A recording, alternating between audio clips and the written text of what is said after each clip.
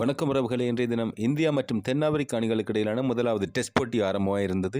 நாணய சுழற்சியில் வெற்றி பெற்ற தென்னாப்பிரிக்க அணியினர் முதலாவதாக துடுப்பாட்டத்தை தேர்வு செய்திருந்தார்கள். இதன் அடிப்படையில் தமது முதலாவது இன்னிங்ஸுக்காக துடுப்படுத்த ஆடிய தென்னாப்பிரிக்க அணியினர் இந்திய பந்து வீச்சாளர்களின் துல்லியமான பந்துவீச்சினை எதிர்கொள்ள முடியாமல் வெறுமனவே 159 ஓட்டங்களுக்குள் அனைத்து இலக்குகளையும் இழந்திருந்தார்கள்.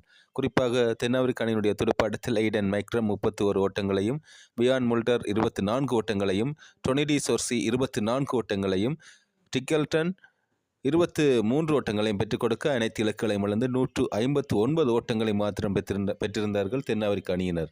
பந்துவீச்சில் இந்திய அணி சார்பாக இந்திய அணியினுடைய நம்பிக்கைக்குரிய பந்துவீச்சாளர் பும்ரா 5 இலக்குகளை கைப்பற்றியிருந்தார்.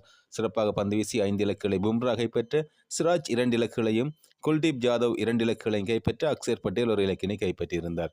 மீண்டும் தமது முதலாவது இன்னிங்ஸுக்காக துடுப்படுத்த ஆடி வரும் இந்திய அணியினர் முதலாம் நாள் ஆட்ட நேர நிறைவில் ஒரு இலக்கினை இழந்து 37 ஓட்டங்களை பெற்றிருக்கின்றார்கள். தற்போது ஆடுகளத்தில் KL ராகுல் 13 ஓட்டங்களுடனும், வாஷிங்டன் சுந்தர் 6 ஓட்டங்களுடன் துடுப்படுத்த ஆடி வருகின்றார்கள். ஆரம்ப துடுப்பாட்ட வீரர் ஜெய்ஸ்வால் 12 ஓட்டங்களை பெற்றுக் கொடுத்து ஆட்டமிழந்திருந்தார். பந்துவீச்சில் தென்னாப்பிரிக்க அணி சார்பாக மேக்ரோ ஜான்சன் ஒரு இலக்கினை கைப்பற்றியிருந்தார். இந்தியாவுக்கு சுற்றுப்பயணம் மேற்கொண்டுள்ள தென்னாப்பிரிக்க அணியானது 2 டெஸ்ட் போட்டிகள் கொண்ட தொடரில் பங்கெடுத்து வருகின்றார்கள். இந்தியா மற்றும் தென்னாப்பிரிக்க அணிகளுக்கு இடையிலான முதலாவது டெஸ்ட் போட்டி இன்றைய தினம் ஆரம்பமாக இருந்தது. தமது முதலாவது இன்னிங்ஸுக்காக துடுப்படுத்த ஆடிய தென்னாப்பிரிக்க அணியினர் 159 ஓட்டங்களுக்குள் அனைத்து இலக்குகளையும் இழந்திருந்தார்கள்.